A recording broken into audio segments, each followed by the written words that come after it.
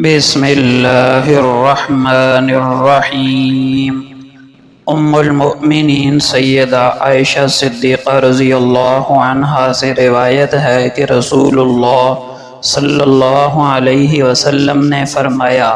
اے عائشہ، دیکھو معمولی گناہوں سے بھی بہت خبردار رہنا،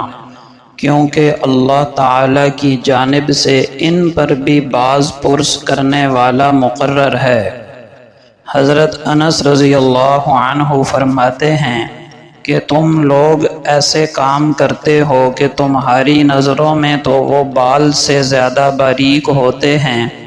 لیکن حضرت صلی اللہ علیہ وسلم کے زمانے میں ہم ان کو اپنی تباہی کے اعمال سمجھا کرتے تھے۔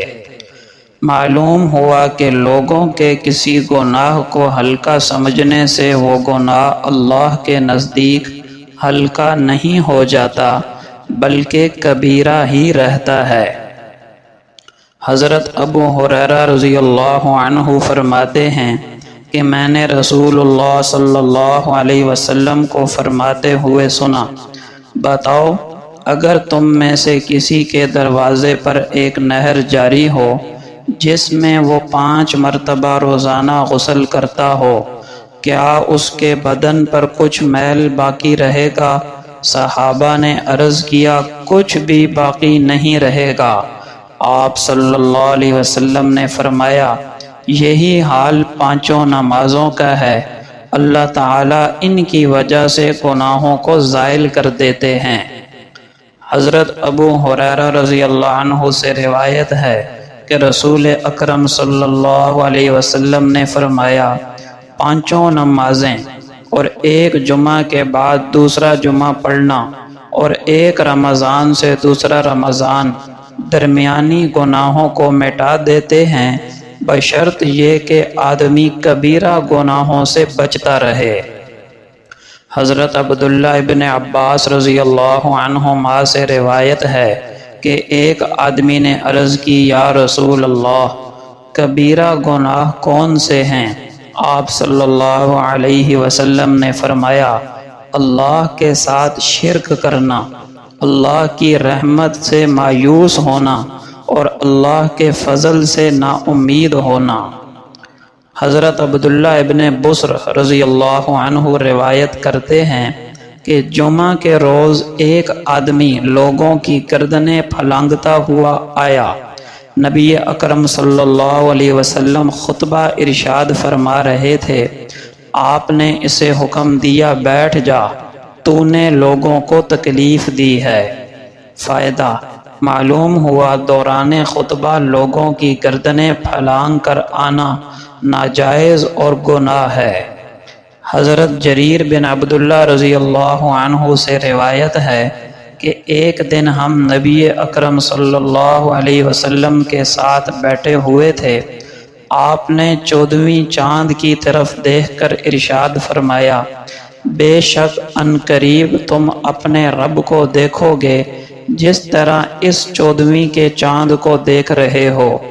اور تم اپنے رب کو دیکھنے میں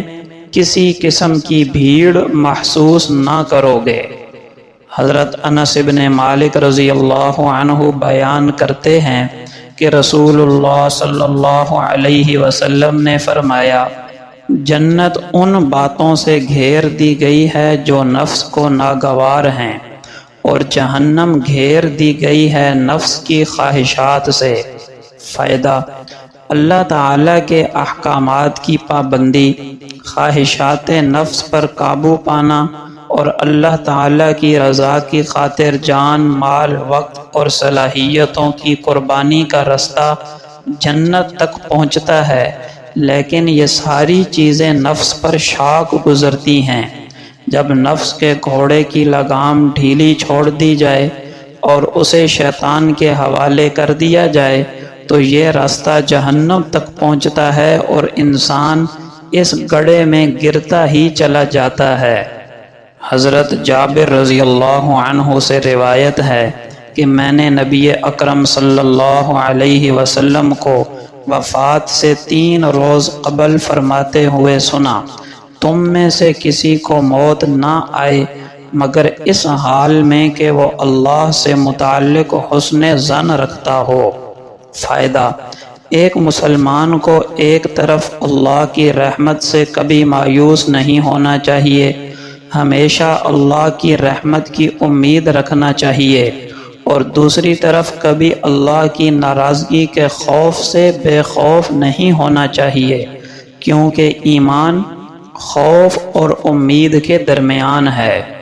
سیدنا انس رضی اللہ عنہ سے روایت ہے کہ نبی اکرم صلی اللہ علیہ وسلم نے فرمایا، جس شخص کو یہ بات پسند ہو کہ اس کی روزی میں فراخی اور اس کی عمر میں اضافہ کیا جائے تو اس کو چاہیے کہ صلہ رحمی کرے۔